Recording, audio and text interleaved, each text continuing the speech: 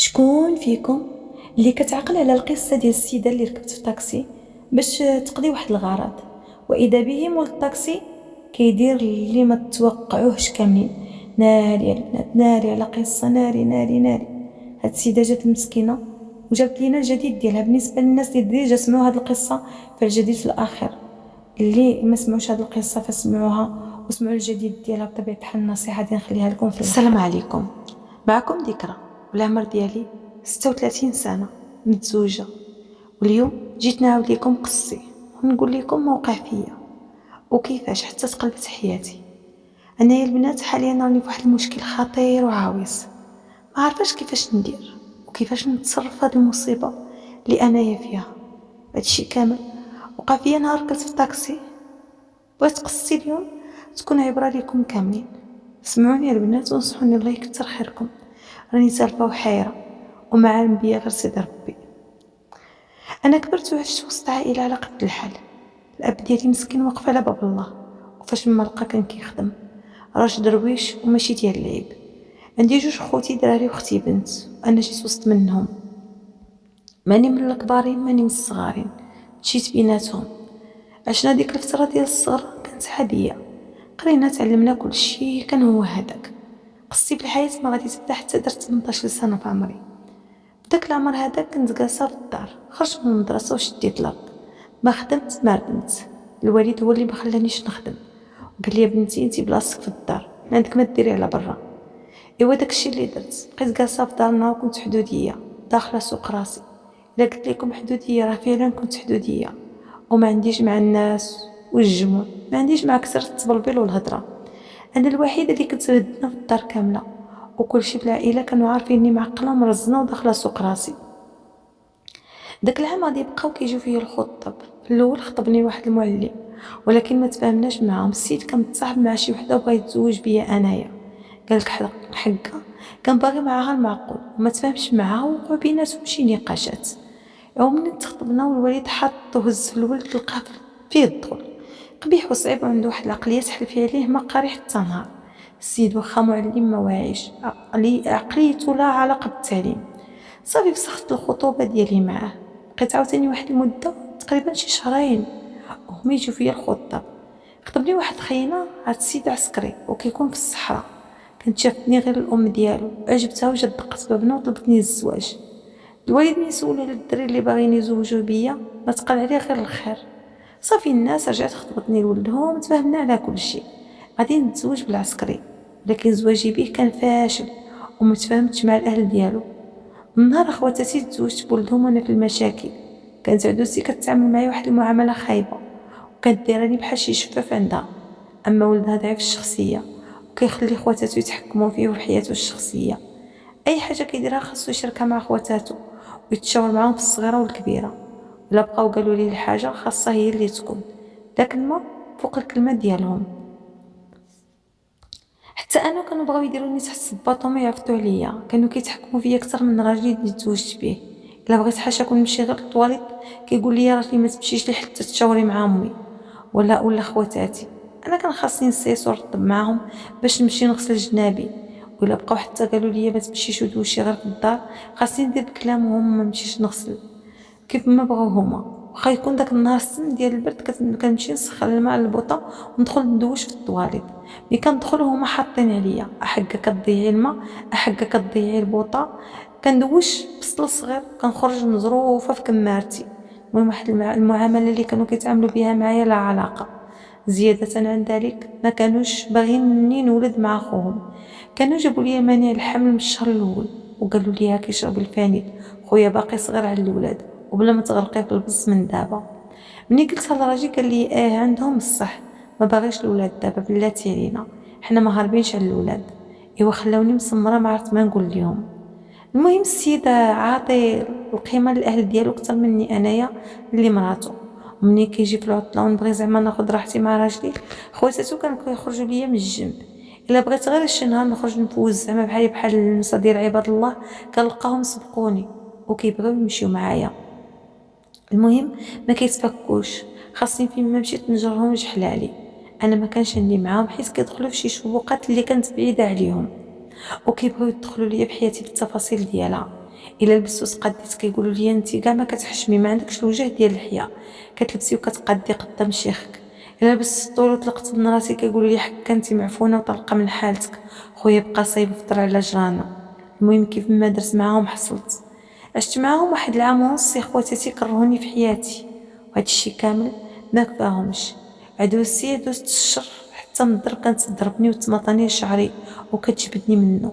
ويا ويلك يا ويلك تهضري ولا تقولي لها علاش كتضربي ولا شنو درت لك. هي كتضربك كتمشي تبكي منك، ديما كتعمر عليا راجلي وكتشكم بيا ليه، واخا ما كنت كندير ليها والو. كتبقى تكذب عليا وتنزل في الباطل عليا.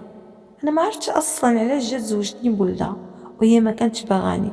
سبحان الله، بعد العدوزات كيبغيو يزوجوا ولادهم غير باش يظلموا بنت الناس ويتعاملوا معاها خايب. ايوا داكشي اللي داروا ليا حتى انايا. واخا هكذاك كنت صابره وحاطه راسي، ما عمرني شكيت على الاهل ديالي منهم، ما عمرني عليت راسي فيهم. كنت حمد الله وساقره وسط منهم. بقيت البنات بحال هكذا حتى دازت عام و9 شهور. فاش داز عام و6 شهور على زواجي كانت امي قالت لي نوضي بنتي زولي عليك داك المانع وحملي وولدي وليداتك، اللهم تولديهم وتطلعيهم معاك وتكبريهم وانتي باقا صغيره، ولا حتى تكبري وتشرفي عاد تودي تولدي. درت بكلام مهمتي ونضت ولد داك المانع. في داك الشهر نيت راجلي جا من الصحراء وكان جايب معاه شهر ديال العطله. دوز معايا تقريبا شي 20 يوم، تما طلعت حامله. منين حملت جاني الحمل خايب. بيني وبينكم كنت باغيه نخبي عليهم الحمل ديالي، ولكن المرض والترويعه والدوخه هما اللي فضحوني. يوم منين شافوني كررت شكوا فيا نكون حامله.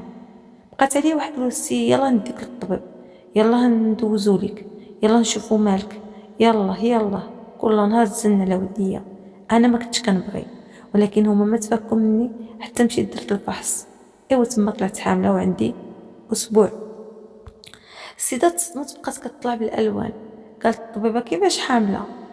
قلت لها الطبيبه شافت فيها وشافت فيا. قالت لي واش انتي مزوجه؟ قلت لها اه. قالت لي عندك شي وليدات قبل؟ قلت لها لا، اول مره نحمل. قالت لي وامتى تزوجتي؟ قلت لها قريب عامين.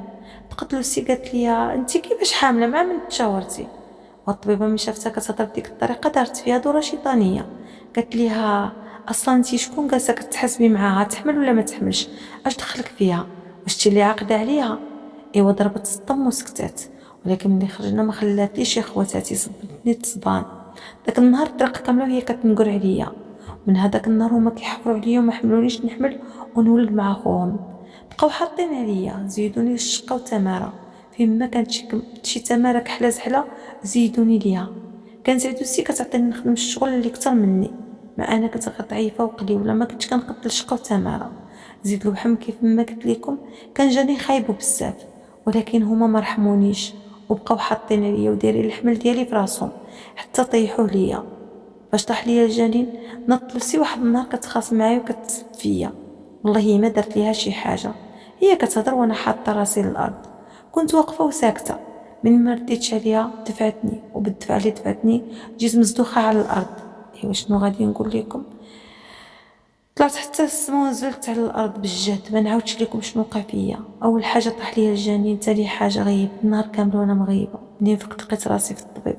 هما منين شافوني طحت فقدت الوعي ناضوا اتصلوا على خويا وعيطوا للوالد ديالي. جاو عندي الوالدين ديالي جاو عندي داوني للطبيب. كانوا كذبوا قالوا بلي كنت ناعسه ومنين فقت جاتني الدوخه وطحت. المهم منين رجعت الوعي ديالي لقيت بنو خويا فوق راسي معلقين ليا السيروم. منين سولتهم شنو وقع قالوا لي طحتي وراه طاح لك بنادم، ولكن الله يخلفه ويعوضك احسن منه. بقيت كنبكي. دخلت عدوسي عندي بغات زعما دير فيها حنينه. درت فيها قلت لها بعدي مني، ما تحطيش يدك عليا، نتوما سبابي، انتي وبناتك قتلتوا ليا ولدي في كرشي. مي خويا بقاو مصدومين. قال لي خويا ولكن كيفاش؟ شنو قال لك اختي؟ قلت ليه هما سبب يا خويا، من نهار عرفوني حامله هما حاطين عليا وما كانوش باغيني نولد. عاودت لهم شنو وقع بالدموع ديال عينيا. كنعاود وكنشاق. امي بغات تشد هي وياه بالهضره. فكم غير السيكوريتي اللي كيكون في الباب ديال المستعجلات، خرجوهم برا وجلسوا كيتدابزوا. منين عرف الوالد شنو وقع فيا بسببهم هزني من السبيطار وداني معاهم للدار وقال لي والله عندهم ما غادي ترجعي. صافي مشيت عند الاهل ديالي. هما من بعد جاو كيطلبوا كيرغبوا في الوالد وقالوا لي حقه ما تحقه غير الشيطان ما الشيطان، وحتى فلانه بنتكم فيها حق العيب وراهي ما سهلاش، وحتى هي قالت وحتى هي دارت. الوالد قال لهم هذه بنتي وتربيتي يدي وعارفه كيفاش دايره، عطيتكم بنتي بالنيه والصفا وأمنتكم عليها، ولكن نتوما ما صدقتوش، تكرفستوا ليا على الدرية. هي ما عمرها ما جات عندي وشكات ليا منكم، ودابا صافي والله بنتي عندكم دار رجعت، واللي جمعنا يفرقنا. عيات العدوزة ما ترغب وتحط في العار، ولكن الوالد سمعهم عفوا ما يليق بهم. قال لهم عاركم يبقى فوق كتافكم، انا ما عطيتكمش البنت باش تكرفسوا ليا عليها، ضربوها وضربوها. شكون نتوما باش تحطوا يديكم عليها؟ وبنتي ما فيها ما يتعب، والف واحد يتمناها. مشات عندكم بالهمه والشانه، نتوما اللي جيتوا طالبين راغبين فيها لولدكم. بنتي بدراعها وزوينه وصغيره، علاش تضربوها؟ واش انا كبرت عليكم باش تكرفسوا ليا عليها؟ قال لهم بالحرام داركم لا ركعت ركعه، واللي جمعنا يفرقنا. صافي يوم يطلبوا يرغبوا باش يرجعوني، ولكن الاب ديالي حلف بحلوفه حتى طلقني. فعلا طلقت من ولد العبد. ولد امي متو تهنيت في راسي منهم ومن كمامرهم. المهم طلعنا ونزلنا في المحاكم حتى طلقت. خرجت من عندهم طويله عريضه، حتى ديك الكسوه اللي كانت عندي قطعها الوالد وشعل فيها النار قدامهم. قال لي ما تجيبيش من عندهم حتى شرويطه، شرب هاد الماء هي الاولى ما تجيبيهاش، والشراوطه انا غادي نشري لك كلشي. فعلا خرجت طويله عريضه وطلقت وجلست وسط الاهل ديالي. وكنت واحد الانسانه ترونكيل وحدوديه داخله سوق راسي، ما كانش عندي مع الدخول والخروج. بقيت في دار الوالدين واحد المده تقريبا شي 3 سنين. هو يتقدم الخطوبه ديالي واحد الراجل ولد الناس موظف، عنده واحد المنصب اللي زوين لاباس عليه، ولد دارهم من عائله الله يعمرها دار. هاد السيد كيعرف واحد خالي واحد مرت خالي، كانوا دايرين واحد الحفله في الدار ديالو بالمناسبات النجاح ديال ولده. كان خدا الباك داك الصعب المعدل اللي كان زوين، وبغاو يفرحوا به. ايوا انا وامي مشينا عند خالي، هنا فين غادي نتعرف بهاد السيد. كان شافني في بالصدفه في دار خالي وعجبته، وبقى حاط عليا العين. من بعد سول عليا خالي قال لي هذيك بنت اختي وها كيفاش المهم هي هذيك. من بعد مده اتصل بخالي وقال لي انا السي فلان عجبتني بنت اختك وراني باغي المعقول، واش الا دقيت باب دارهم وخطبتها يبغيو يتناسبوا معايا ويزوجوها ليا. خالي فرح وقال لي الله يا ودي، زعما بنت اختي ما غاديش تلقى ما احسن منك.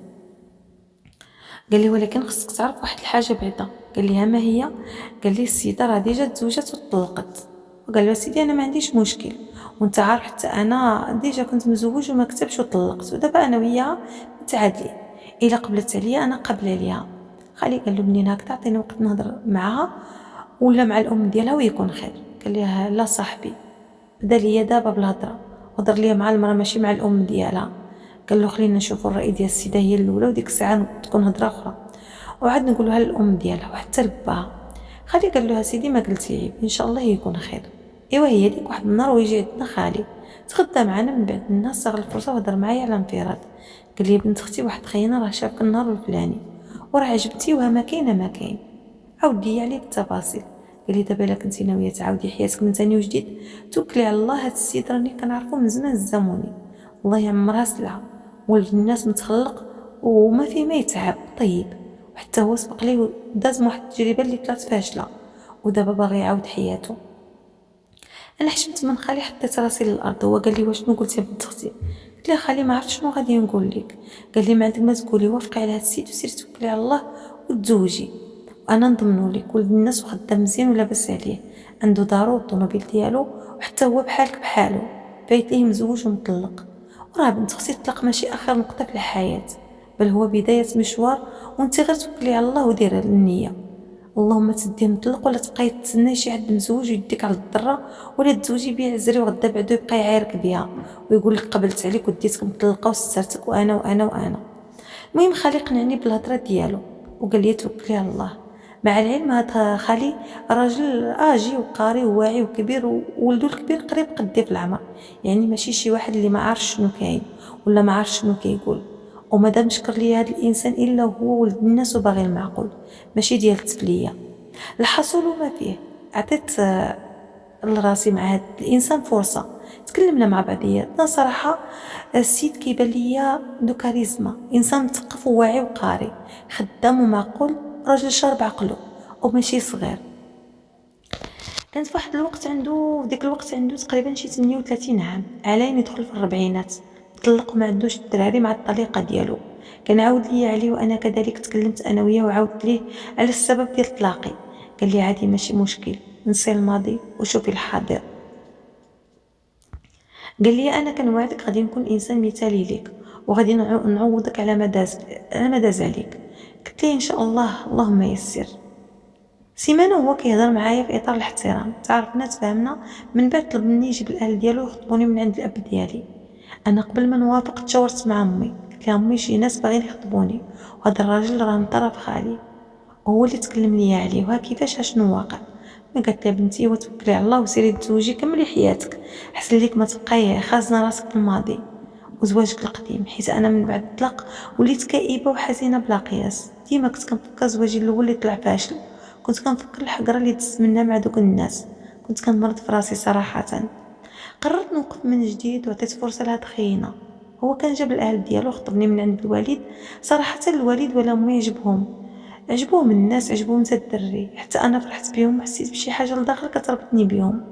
كنت كنحس براسي بحال كنعرفهم من زمان. بيني وبينكم كنت فرحانه، وديك الفرحه بانت لي على وجهي. خلي الله يكثر خير وقف معايا في كل شيء حتى مشيت لداري. المهم داك النهار كان مجرد تعارف ديال العائلات. داك النهار نيت كان وحددو معنا النهار ديال الخطوبه الكبيره باش يحددوا فيها العقد وحتى العرس. الحمد لله تيسرت لينا الامور، درنا الخطوبه ديالنا من وراها وجدنا راسنا جمعنا وريقاتنا على قبل العقد. من بعد شهر ونص كنت عقدت ودرت حفله ديالي اللي كانت جدا بسيطه. صراحه ما كبرت ما والو، بحكم عرسي الاول كان كبير، وفي العراسيه الثانيه درت غير كيشيطه ومشيت عند الكوفوره ما كاينش خفيف وسط العائله اللي فرحوا بيا، خوالاتي وحباباتي. صافي من بعد مشيت مع الزوج ديالي للدار، وكنت مشيت غير انا وياه حيت حنا اصلا كنا مدوزين الفريضه ديالنا، يعني ما كاين لاش نمشيو معانا بالخصوص. كنا مشينا لواحد المدينه سياحيه ندوزو وقيت غير انا وياه. كلشي كان هو هذاك. الليله الاولى ديالي معاه داز زوينه، انسان محترف وعارف بينه وبين الله، ما ضيع ليا حتى شي حاجه. انا مع هذا الانسان عاد حسيت براسي عايشه في الدنيا. ما نكذبش عليكم اخواتاتي، طلع معايا نعم الرجل. التعامل ديالو معايا كان زوين بزاف فوق القياس. دوز انا وياه شهر كامل زوين، ما خلى فين ما داني، ما خلى مشى ليا اللي بغيتها ديالي، ما كان مضيع ليا حتى شي حاجه. دوزنا وقت من حياتنا اللي كان زوين بزاف وما يتعوضش. من بعد النهار جات انا وياه للدار ديالو. كانت عنده دارو يا البنات مفرشه مقاده من كل شيء، وعلاش ما قلبتي كتلقايه. قبل ما نروح عنده لدارو كان بدل ليا بيت الناس كامل، زول هذاك اللي كان عنده في الزواج الاول ديالو، دخل ليا بيت الناس واحد اخر جديد في الميكا ديالو وزوين بزاف. بديت حياتي معه في امان الله وحفظه. كان بيني وبينه واحد التعامل واحد الاحترام اللي صراحه زوين، هو محترم راسو انا كذلك. كل واحد فينا مقدر الطرف الاخر، ما عمرو نقرني ولا طيح من قيمتي ولا تعامل معايا شي معامله ناقصه نهائيا. السيد كان محترم راسو وعايش معايا فيما يرضي الله. بالنسبه للاهل ديالو حتى هما ما فضلتهم قدامكم، ناس واعيين ومتخلقين، كل واحد دخل سوق راسو. ما كانوش كيحطوا عليا ولا كيحرشوا عليا راجلي نهائيا. واحد الام ديالو كانت كتجي عندي ضيفه بالسيمانه، ما عمرها دخلت البيت نعاسي ولا ناضت كتبقش ليا في الكوزينه مسكينه، خاطيها متحنزز وتبركيك. ملي كتجي عندي وهي جالسه فواحد الركينه، الا عطيتيها تاكل ما كتعيب عليك، ولا ما عطيتيهاش الحاجه ما كتعيب عليك، ساده فمها ما كتحلو غير بالكلمه الزوينه. اما الويسات الله يعمرها دار. عندي 3 ديال الويسات كلهم قاريات وواعيات وداخلين سوق راسهم، ما كيخرجوش العيب على فمهم. صراحه فرق كبير على الناس الاولين اللي نقدوا لي عيشتي.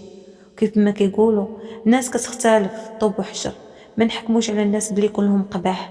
لا البنات، كاينين ولاد الناس وبنات الناس اللي الله يعمرها سلعه، متخلقين بحال الاهل ديال راجلي. كانوا ومازال اليومنا هذا الله يعمرها سلعه. ما عمرني ما سمعت من عندهم الكلمه العيب، كل واحد عايش لراسو. المهم هي هذيك بقيت عايشه واحد العيشه كريمه تمناها اي وحده، ولكن دائما ربي مني كيعطيك واحد الحاجه كيحرمك من حاجه اخرى، وهذه هي الدنيا ما فيهاش كلشي مكمول. دائما كتلقاي واحد الحاجه ناقصك في حياتك.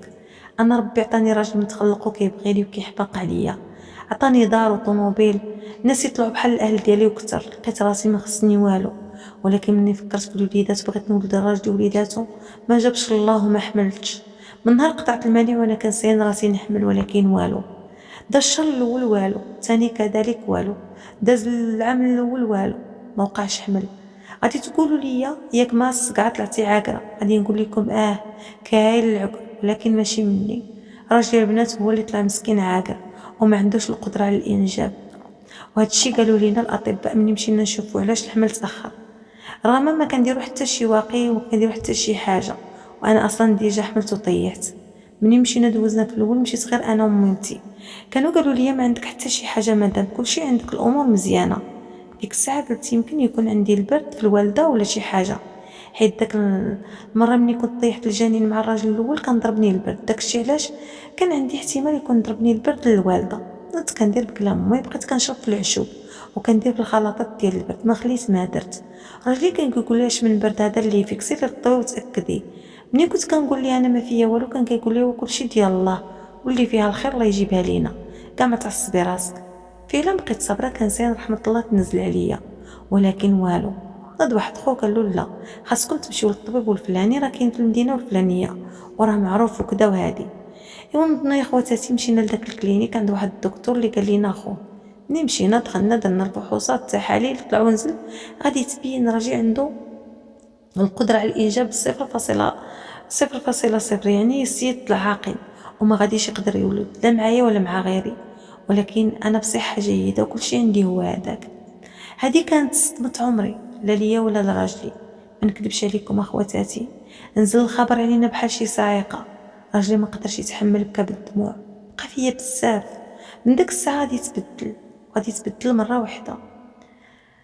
حاجه وحده اللي طلبها مني نطلق منه، قال لي بنت الناس انا ما غاديش نربطك معايا حياتي كامله بلا اولاد، غادي نطلقك وهزي اللي بغيتي، لا من الاثاث لا من الفلوس، بغيتي الدار ديها كامله، بغيتي الطوموبيل ديها، ما عنديش قراب المشكل، المهم انني ما نشدكش معايا هنايا بلا اولاد. قال لي اي حاجه بغيتيها انا مستعد نعطيها لك، غير شدي براسك وسيري لدار باك. انا ما بغيتش، قلت ليه لا، غير هاد الكلمه اللي ما تقولهاش ليا، مستعده نبقاك نبقى معك حياتي كامله، ديرني انا بنتك قبل مرتك. قال لي شوف يا بنت الناس، ما باغيش نتقلد بيك ونشدك عندي، سير الله يعاونك. صافي الراجل خنزر فيا باش يطلقني. قلت لي ما غاديش نطلق منك، الا بغيتي نوضو نتبنى ولا ندير حمل انابيب ولا ربي شي بنيه ونتهلاو فيها، اللي بغيتي نديروها، المهم عندي هو نبقى معك. قال لي شوفي كون طلعتي انت اللي عاقره يقدر نقول ولكن انا اللي ما عنديش القدره على الانجاب ما غاديش نكون راجل مكمول بالنسبه لك، ديما غتحسي معايا بالنقص. اللهم بنت الحلال نطلقك وسيري شوفي اللي يقدر يدخل لك الفرحه على قلبك وتحملي معاه. انا كيف ما جاني جيت واقفه، قلت لي عطيتك عهد الله عمرني نجبد عليك حس الاولاد ولا نشوف فيك شي شوفه اللي ناقصه، وانت بالنسبه لي راجلي وولدي وخويا وتاج راسي، وانت مكملني وانا مكملك والكمال لله والصلاه على الحبيب. المهم شهر ونص يا البنات وانا كنهضر، شهر ونص وانا كنقنع فيه والو. الراجل ما بغاش يتقبل الفكره ديال عاقل، مشى دوز عند اكثر من 5 ديال الاطباء، عاود التحاليل ما خلى فين ما مشى، ولكن بدون جدوى اللي عطا الله عطاه، ربي ابتلاه بالعقم والحمد لله. ايوا السيد عم هو كيبكي كل ليله، كنت كنسمعو كيبكي، كيصلي وكيجلس فوق السجاده وكيطلب الله، كان كيبقى فيا بزاف. والله يا خواتاتي باش ما نجرحوش ما كنتش كنخليه يحس بالنقص، عمرني تجرأت نقول ليه فلان اجي نربيو شي بنيه ولا نتبناو شي واحد ولا حتى نخليه يحس بشي حاجه اللي ما هياش. كانت كتجي عندنا واحد بنت خالته غير صغيره عندها 5 سنين، كانت كتحمقني وكانت عزيزه عليا. من نهار عرفتو ما غاديش يقدر يكون اب، ما بقيتش كنفرح بها ولا كنديها فيها ولا كنتسوق ليها، غير باش زعما ما نخليش يلاحظ بلي انني معجبه بالوليدات، ما نخليش يحس بالنقص من جهه الوليدات. مع العلم البنات انا كنت كنحماق على الاولاد، كنت مشهيه نكون ام ونربي ونتهلا في وليداتي ونتعامل معاهم زوين ونعمر وقتي بيهم ونحس بطعم الامومه، ولكن مني نربي حرمني منهم عاد انسان حمدت الله وشكرته. قلت مع راسي فيها الخير. ايوا هي هذيك داز اعوام الاولى، ولكن من بعد صافي غادي رجعوا نتاقلموا مع القدر ديالنا، بقينا عايشين حياتنا عادي. ما غاديش نقول لكم كنا اسمحوا لي، ما غاديش نقول لكم كنا كيف الاول ولا حسن، لا لا خواتاتي، علاقتي مع راجلي رجعت علاقه عاديه بحال جوج مزوجين. ماشي مني انا، لا حاشا ولله، كنت كنتعامل معاه عادي بحال الاول، ولكن هو اللي كانت المعامله ديالو معايا بارده.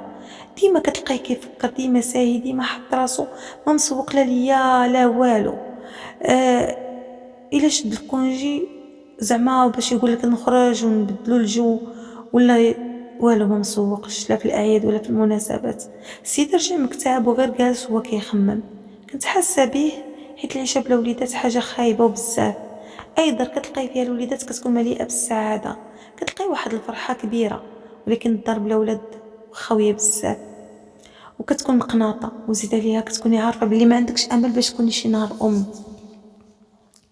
كتجي صعيبه بزاف. كنت كنعيا نخلق ليه اجواء زوينه اللي تخرجوا من هذاك الجو اللي كان عايش فيه، ولكن هو من الداخل ديالو كتحسي به مكسور. واخا بعض المرات كتلقاه كيكابر وكيدير ما في جهده باش ينسى، ولكن الضحكه ديالو كتحسي بها فيها واحد الحزن اللي كبير وبزاف. انا اكثر وحده كنت كنحس به وكنعرفو غير من النبره ديال ضحكته. المهم هي هذيك بقينا خواتاتي بحال هكذاك. من بعد 4 سنين كنا تفاهمنا انا وهي باش نربي واحد البنيه رضيعه. كانت الام ديالها مسكينه توفات من بعد 40 ديال الولاده ديالها. ايوا جبنا البنيه ربيناها شهرين ونص، في الاخر ناض جدتها ما بغاتش تخليها لينا نربيوها، وجات سداتها وخلاتني انا وراجلي مشويين مكويين عليها. ناري على احساس شحال خايب. ما يمكنش البنات باش حسينا بديك اللحظه، خلاتنا مكويين عليها مشوطين. والمشكل زولاتها لينا بواحد الطريقه اللي بلا ما نقول لكم عليها. ما بغيتش نتفكر ديك اللحظه اللي جات وزولات لينا البنيه من بين يدينا. والله يا خواتاتي ما يحس بهذاك الاحساس غير اللي محروم من شي حاجه. المهم صافي خدات البنت، خلات الحاله ديالنا مكسوره عليها، بكينا وحزنا، ولكن الحمد لله على كل حال. بقينا عايشين حياتنا عادي ما بين وبين. اللي جا قبلنا ولد، واللي جا مورانا ولد وتزوج، واللي جا المهم بعد منا تزوج وولد. المهم الوسطي شحال هما مورايا وتزوجوا وربي فرحهم بوليداتهم. كذلك خوتي تزوجوا ربي يسهل عليهم فرحهم بوليداتهم. والوقت اللي كنسمع شي واحد تزوج ولد كنت كنفرح لهم من كل قلبي، كنقول لهم الله يسخر لكم فداك الشيء اللي عطاكم، ولا لا يحرم شي محروم. ما عمرني فكرت نطلق ونضد نجري على راسي نتزوج باش نولد. ما عمرني فكرت نتخلى على راجلي بسبب الوليدات، واخا عيا ما يطلب فيا باش نمشي نكمل حياتي. كان كيقول لي ما غاديش نربطك معايا بنت الناس ودي تفعي الطلاق وتطلقي وسيري تزوجي قبل ما يفوتك التران. كنت كنقول ليه غير هاد الكلمه اللي ما تقولهاش ليا، انا حمد الله عليك، ولا تحرمتي انت من شي حاجه حتى انا غادي نتحرم معاك بها. الدراري اللي يجيو من جهه اخرى الله يقطعهم، ما بغيتهمش ربي شهاده البنات على هاد الهضره، كانت خارجه من قلبي الخالص. بقينا غاديين مع الايام والشهور بل السنوات. 10 سنين 10 سنوات وانا عايشه مع هاد الانسان بدون وليدات. 10 سنوات وانا صابره معاه ومقتنعه به، وما عمرني فكرت نطلق ولا نخذلو ولا نخون الثقه ديالو ولا نجرحو. ما عمرني ما خممت في هذا الشيء نهائيا. كنت صابره ومحتسبه لله حتى لهاد العام وهاد الاشهر الاخيره فين غادي تمرض مهمتي الحبيبه. كانت مسكينه جاتها جلطه وطاحت ليها الماده، والسبب خويا مسكين وقع ليه واحد المشكل ودخل في شي صداع اللي كان بعيد عليه وتشد في الحبس بتهمه القتل العمد. خويا كان مظلوم، ماشي هو اللي قتل، غير الناس الله يهديهم شهدوا فيه شهادات الزور وتشد خويا بسببهم. منين تشد خويا في الحبس امي تخلعات عليه وجاها الخبر بحال شي صاعقه. مسكينه كانت على سبه وجاتها جلطه في الراس وتسببت ليها في شلل نصفي. هاد العمل خوت من بدايه شهر واحد وحنا من حاجه لحاجه. امي مرضت وشدت الفراش، خويا تشد في الحبس على الباطل، عدوسي مرضات. المهم عام كحل زحل. منين دخل علينا وحنا ابتلاء ويا البنات بقينا بحال هكذا. في اواخر شهر واحد 2023 خويا داز من المحكمه تصدر الحكم وخرج ببراءه، حيت بان القاتل الحقيقي اللي قتل داك خينا. خويا حبيبي كان مظلوم ولكن طلق الله سراحه، خرج براءه. ولكن المهم مسكينه جاتها في الصحه ديالها ورجعت موقظه عاده في الفراش، ما كانت لها كتهضر ولا كتنطق. كنت كنمشي عندها بشكل يومي، كنطلع عليها وكنرجع بحالاتي للدار. واحد المره مشينا لقيت عند امي ولاد خالتي وخوالاتي. هاد خالتي عايشه في الخارج، جاو طلعوا على امي هي وولادها، جلسوا معاها تقريبا شي شهر، دوزوا معاها شهر جوج كامل. منين مشينا البنات لقينا ولاد خالتي في الدار معهما كابرين في اوروبا عندهم عادي.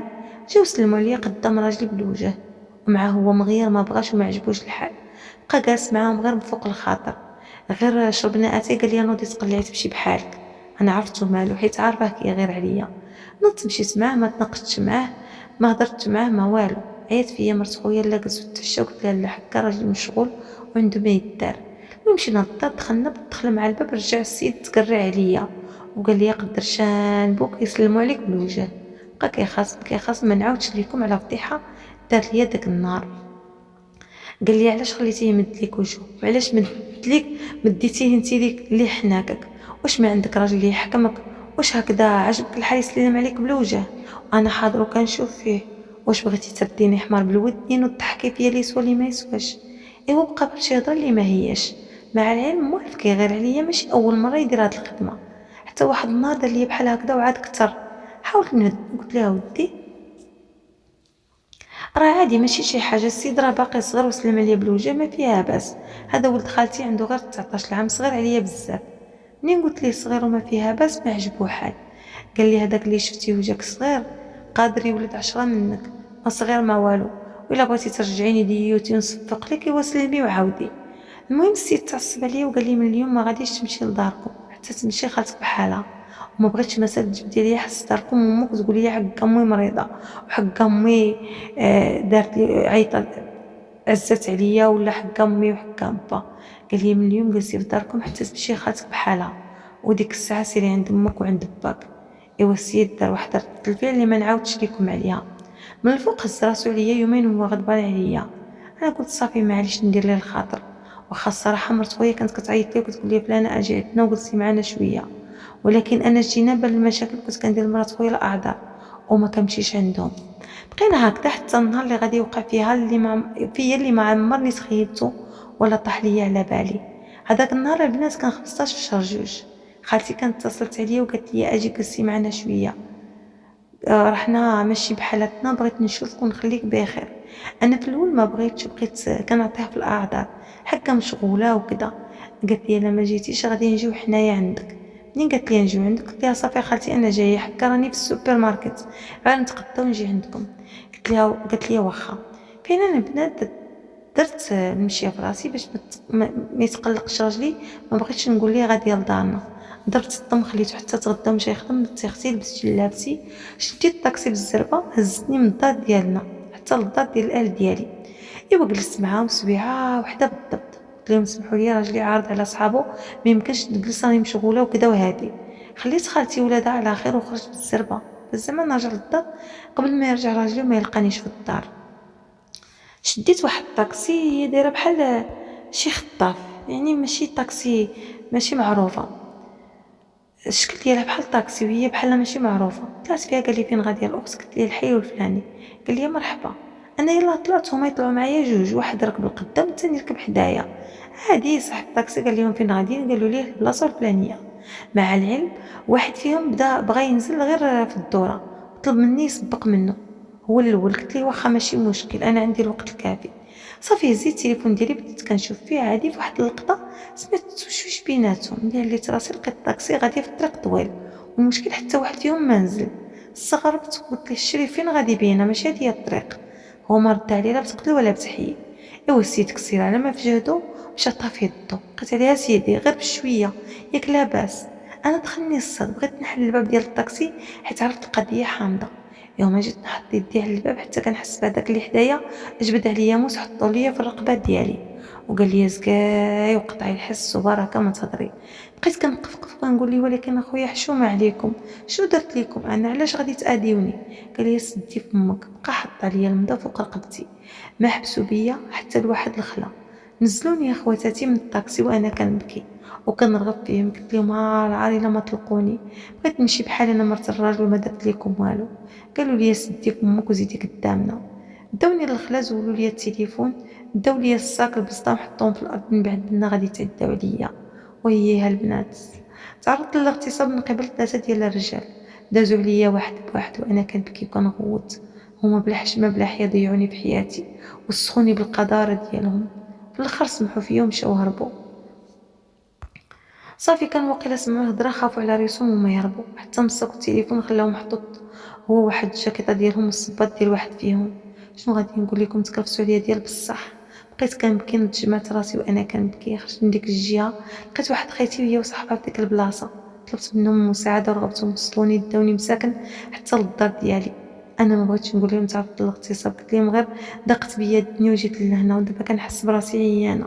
بقيت كندخل ونخرج بالهضره، هما اكيد ما تاقوش بيا وحسوا بشي حاجه ويقدر يعدل بالهم خرج مع صاحبي وكذا، ولكن ما سولوش فيا ما هضروش معايا، مشاو معايا حطوني في الحومه ورجعوا بحالاتهم. انا ما خديت حتى معلومه عليهم ولا على الطاكسي اللي هزتني. في الاول كنت في واحد الحاله ديال الكلاب، وصلت للحومه دخلت للدار بحال شي كلبه. حتى الله راجلي كان مازال خدام. غير دخلت مشيت للدوش، ما نعاودش لكم كمية الحزن والبكا اللي بكيت والغوات اللي لقيت راسي فاش لقيت راسي تعرضت للاغتصاب وانا مزوجه وكبيره، ضيعوني بحياتي. اصعب حاجه تعرض ليها المراه هي الاغتصاب من قبل 3 الاشخاص. المهم واحد الحاله وصلت ليها ديال الشفايه. هذيك الليله طلع ليا الضغط، كنت غاديه نموت، ما قدرتش نهضر ولا نحل فمي ولا نقول شي حاجه، حيت كنت مصدومه غير جالسه والدموع ديالي على خدي. المشكل ضربت الطم وما قلت لراجلي والو. اصلا شنو غادي نقول ليه وكيفاش غادي نشرحها ليه؟ شنو فيها اصلا ما يتقال؟ انا مشيت بالتخبيعيه عليه وما علمتوش قبل ما نخرج من الدار. وإلا بقيت حتى قلت لي انا مشيت عند امي على ولد خالتي نخليها بخير ما غاديش يبغي، واكيد غادي يتعصب عليا. ما كان عندي ما ندير من غير نضرب الطم ونسكت. فعلا سكت، ولكن من الداخل ديالي كنت بحال شي بركان كيغلي وكيتقفلج. ربي حبيبي هو اللي كان حاس بيا، ما كنتش كنقدر نعس براحتي ولا نجلس براحتي. رجعت واحد الانسانه معقده، مرضت النفسيه ديالي من الداخل، داس عليا بالمزيان. شرو انا سد عليا، شر اللي كان غادي يدخل فيه رمضان داز عليا قطره نقطر. ما كنعس لا ليل ولا نهار، جالسه وانا غير كنبكي بوحدي. راجلي حس بيا ماشي طبيعيه، كان غير كيسول فيا مالي وشنو السبب اللي خلاني نتغير نفسيتي. كيما بغيت نقول ليه حتى شي حاجه، كنقول له حقا غير ما عندي خاطر، حقا راني عيانه وصافي. ولكن انا الله اللي كان عالم حالي. اول حاجه كنت كنلوم راسي وكنقول علاش مشيت بلا خبر راجلي. ثاني حاجه ما قدرتش نصرحه، ما قدرتش نقول ليه انني تعرضت لداك الشيء، ما قدرتش والله خواتاتي ما قدرت. ثالث حاجه منعتو يقرب ليا ولا يحط يدو عليا. رجعت كنخاف من داك الشيء، غير هو كيحط عليا يدو انا كنوض قابضه، كنقول ليه عافاك ما قداش خليني عليك. والله يا خواتاتي لا مرضت في راسي، واللي مرضني كثر هو هذاك الشهر نيت غادي تعطل عليا الدوره الشهريه. انا مني شفت تعطلت شكيت معاه بحاجه وحده، هي نكون حامله. فعلا فاش مشيت درت التحليل منزلي غادي يطلعوا عندي 2 شرطات، يعني انا حامله وهي حامله من عمليه اغتصاب. دابا قولوا لي شنو ندير؟ ويك الخوت، اشنو ندير في حالتي وشنو المعمول؟ وحده راجله عاقم ما كيولدش غادي تطلع حامله، كيفاش غادي ندير ليها؟ وشنو نقول؟ انا تدمرت والله العظيم الا تدمرت. ما نعاود لكمش على الحاله اللي فيها انا حاليا. راني وصلت حتى للانتحار وما قدرتش، اقسم بالله ربي بحبيبي هو اللي حاس بيا. وما عرفت لما نقدم ولا ما ناخر، غادي نحماق وغادي نتصدى. حس بيا سيدي ربي. مشكل حاليا عندي شهر في الحمل ديالي، ومازال ما قلت حتى لواحد بلي انا تعرضت للاغتصاب، وما غاديش نقدر نقولها. ما عندي حتى شي دليل البنات بلي انا تغتصبت ولا وقع فيا هذا الشيء. ما عندي حتى شي حاجه باش نحل فمي. ثاني حاجه راجلي الا عرف بلي انا حامله غادي يشك فيا، نكون خنتو باش نحمل، وانا ربي اللي شاهد عليا ما درت لا بيديا ولا برجليا. درت 2 ديال الاغلاط نعترف بهم قدامكم. الغلط الاول خرجت من داري بلا العلم ديال راجلي. ثاني حاجه خبيت المنكر اللي وقع فيا وضربت الطم وسكت. ولكن دابا انا حصلت، والله ثم والله حصلت. نتمنىكم تنصحوني، الله يجازيكم بخير اخواتاتي. شنو نقدر ندير؟ واش نطيح هاد الحمل ونضرب الطم، ولا نوض نطلق الطلاق ونخوي المدينه كامله حتى نولد ونحتفظ بالجنين، ولا شنو ندير؟ اي حاجه نصحوني بها، من غير تقولوا لي اعترفي لراجلك. راه خواتاتي ما غاديش يصدقني ويقدر يدير في راسي وفي راسو شي جريمه. انا عارفه هو كيفاش داير، ما غاديش يتقبل الحمل ديالي من عمليه اغتصاب، ما غاديش يدخلها لراسو اصلا. دابا ما عارفه شنو ندير. المهم جيتكم باكيه الدم بدل الدموع، ونتمنى من صاحبه المحتوى تطبق من قصصي، ونتمنى ما تبخلوش عليا بالتعاليق والنصائح ديالكم. شكرا لكم مسبقا، وبسلامه عليكم. وكيف ما سمعنا كاملين القصه ديال هاد الاخت هذه اللي دازت معنا واحد المده في قناه سمح حكيتي الرسميه، واليوم جابت لينا الجديد ديالها وجات مسكينه. الله يكون في العون. انا ما قدرتش ننصحها نهائيا، حيت لقيتها مسكينه مضروره، وهي اصلا مظلومه بطبيعه الحال، مظلومه وما عندها لا حنين لا رحيم من غير سيدي ربي الحبيب. فالتجأت لقناه سمح حكيتي، وبزاف البنات اللي قالوا لها طيحيه وحلال عليك، ولكن مسكينه ما زعمتش. قالت اختي امينه انا جيت اليوم وجايبه لك الجديد ديالي، كنتمنى تقبلي المرور ديالي، ما غاديش نطول عليك. ولكن الحاجه الوحيده اللي غادي نقولها لك انني مرضت بزاف من بعد ما سمعت القصه ديالي. زدت مرضت وتشوكيت وما عرفت ما ندير، لدرجه انني وليت كنصلي الليل والنهار وكنطلب الله يدير لي شي تاويل الخير. كتقول لي والله ثم والله ثم والله الا طاح لي داكشي من كرشي، بدون ما نحس بداكشي نهائيا. قالت اختي امينه والله العظيم ما درت شي حاجه اللي تغضب الله، ومن داك الاخوات الكريمات يحسب ليهم انا قتلت روح، كون بغيت نقتل روح كاع ما نجيش نحكي حكايتي في قناه تسمع حكايتي. فانا كنت كنطلب الله يدير لي شي طريق في الضيق، انا بريئه ومظلومه وما عندي لمن نشكي، ما عندي لمن نبكي من غير سيد ربي اللي كنت كنضر عليه، حيت اي واحد مشيت عنده شكيت عليه ولا بكيت عليه ما غاديش يفهمني وما غاديش زعما يشوف من حالي. قلت لكم من بعد واحد الليله جاني واحد الوجع خايب خايب خايب خايب لدرجه قلت لك بغيت كنتقطع ديك الليله، ما كانش راجلها ما كانش الظروف. قلت لك بقات الوجع جاني خايب فكرت شي، بقيت كنتقطع غير بوحدي، نتقلب من هنا نتقلب من هنا. قلت لك نط للطواليت جاتني بحال الزحمه، مشيت للطواليت حيت كنجري ما جيت وصلت كان داكشي دار بط قدامي، داكشي هبط ليا سبحان الله العظيم. قلت لك واحد اللحمه هكا كبيره وباين يعني باين جانين. المهم قالت لك انا بقوه ما فرحت بديت كنضرب في راسي وكنغوت ربي اللي خلقني، ما عرفت باش تبليت لدرجه انني كنت غادي نتسكن في عظامي ديك الليله. ولكن الحمد لله ربي هناني من هذاك المصيبه اللي كانت غادي تكون بصمه عار في حياتي كامله. ولكن واخا هكذاك ما قدرتش نعيش مع الراجل في ديك الظروف بحال هذيك. انا عارفه راسي ما درت لا بيديا ولا برجليا، ولكن اختي امينه من بعد طلبت الطلاق، واخا هو ما بغاش يطلقني ولكن كنت مصرة على الطلاق. دابا حاليا الدعوة كاينة في المحكمة، مازال ما تحكمناش بالطلاق. هو كيقول ما باغيش نطلق وانا باغا نطلق، كيقول لي واش باغا تطلقي على قبل الولاد؟ كنقول ليه انا ما بيا لا ولاد لا حتى شي حاجه، انا بغيت نطلق صافي. دازت عليا واحد المرضى خايبه بسبب داك الاجهاض، كنت كنقول لهم بلي مريضه وعيانه وصافي. جاتني العاده الشهريه بالوجع صافي، والحمد لله ربي فكني. دابا حاليا راني في الدعوه معاه، بغيت نطلق وما باغيش يطلقني. ودابا خواتاتي بغيت نستشر معكم، واش دابا هاد القضيه ديال الطلاق ديالي واش كتأيدوني في الراي ولا لا؟ غادي تسولوني علاش انت بعدا باغا تطلقي؟ حاسه براسي انسانه توسخت، ما قدرتش اصلا نخبي على راجلي ونعيش معاه في الكذوب، خفت نقول ليه وياخذ عليا واحد النظره خايبه. قلت اللهم نطلق منه وصافي نتهنى ونهني راسي، لان الضمير ديالي ما خلانيش نعس وما خلانيش نرتاح، رغم ان الجنين الحمد لله تخلص منه بفضل الله سبحانه وتعالى. وربي سبحانه وتعالى نصرني واللهم لك الحمد، نعمه من عند الله. ودابا خواتاتي نصحوني واش نرجع مع هذا الراجل اللي اصلا ما بغاش يطلقني. والله العظيم الا كيبوس لي يدي ورجلي وكيقول لي عافاك انا راه ما باغيش نطلق، شنو هو السبب اللي باغا تطلق؟ يقول لي غير السبب، عطيني سبب مقنع. كتقولي الاولاد ما عندكش مشكل، شنو هو السبب؟ واش شتي ليا شي حاجه؟ واش ضيعت لك خاطرك؟ شنو درت لك؟ المهم الزوج ديالي كيبغيني بزاف وما بغاش يخسرني، ولكن انا ما نكذبش عليكم ماشي ما بغيتوش ولا كرهتو، انا عرفت راسي وكرهت راسي، وليت كنشوف راسي بلي انا انسانه موسخه وما بقيتش نقيه.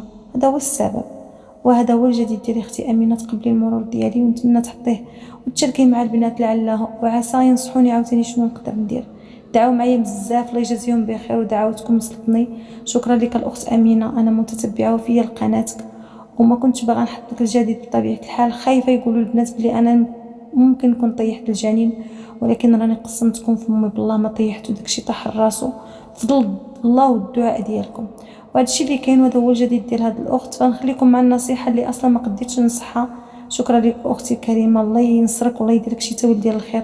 وبالنسبه للطلاق من راجلك راه هاد الفكره هذه انا ما مأيداش بطبيعه الحال. لكن انت بصح انت ما باغاش تطلقي على قبل الاولاد وما كتفكريش في الاولاد، فبقاي مع الزوج ديالك ولعله خير. وهذا الشيء نقدر نقول لك. كنشكرك بزاف بزاف، تحياتي ليك والاخوان والاخوات اللي متبعين القنوات بثلاثه. شكرا لكم والسلام عليكم. الاخت ذكرى يا ذكرى، يا ربي بقات شي غير ذكرى وصافي، بقى غير تعاود. اول حاجه كنعتذر مع هاد السيده حيت المشكل ديالها كان مستعجل، ولكن مع ضغوط العمل وراكم عارفين كنت هاد المده كامله انا كنت مضغوطه في امور انا شخصيه، ما كنتش عارفه شنو عندها بالضبط حيت ما شرحاتش ليا. حتى بديت كنخدم على القصه ديالها عاد عرفت بلي السيده مسكينه حامله وعندها شهور، ولكن تعطلت بالقصه ديالها حيت كميه الطلبات اللي هائله بزاف من عند الناس اللي كيعاودوا لنا قصص ديالهم. فاول حاجه كنعتذر منها الاعتذار الشديد. ما عرفت شنو دابا مسكينه دارت، والله العظيم ما عرفت شنو دارت. مي انا والله ما قادره نقول لها حتى شي حاجه، يعني هي حسره ديال بصح. فما عرفتش انا ما غاديش نقدر نقول لها سيري طيحي الجنين، اصلا دابا راه تكون عندها ديك 3 شهور وقيله، حيت هذه عرفتي شي فوقاش في الصيف. الحكايه ديال هاد السيده راه من رمضان. ما عرفتش والله البنات، ما عرفتش شنو غادي نقول لها. راه انا بعدا ما عرفت ما نقول، ما غاديش نعطي الراي ديالي في هذه القصه حيت ما لقيت ما نقول. البنات الله يجازيكم بخير، انا عارفاكم اللي ما كنقدر انا نقول والو، راكم نتوما كتكونوا خدامين بلاصتي. شوفوا مع هاد السيده شنو غادي دير في هاد الحريره وهاد المصيبه اللي نزلت عليها والله العظيم. لان هاد القصه هادي خصها تبارطاجا الصراحه، حيت هاد ولاد الحرام اصلا خصهم يتعاقبوا. كيف ما داروا لك هادشي انت راه خص راه يقدروا يديروه لشي حد اخر. فلا حول ولا قوة إلا بالله العلي العظيم. كان تقول لي راجلك تقول لي راه تعرضت مثلا للسرقة، راه سرقوني، راه هادي كان عليك داك خالتك تجي عندك وما تخرجيش عندها. تا بنادم ملي كيمشي بلا خبر الزوج راه ما لا حول ولا قوة إلا بالله. حسبنا الله ونعم الوكيل. الله يدير لك اختي ويدير لنا شي تاويل ديال الخير. حاولي تجمعي القوه ديالك، ونتمنى ان شاء الله تكوني توصلتي لشي حل، حيت تعطلت عليك كنتاسف بزاف بزاف بزاف. نتمنى ان شاء الله الا سمعتي القصه ديالك الا كان شي جديد تعاودي لينا عليه، لان فريمون هاد القصه ديالك كتبقى ثاني واجعه ليا راسي اكثر من بزاف ديال القصص اللي الصراحه كيتحطوا كنبقاو مشوشين مع ماليهم.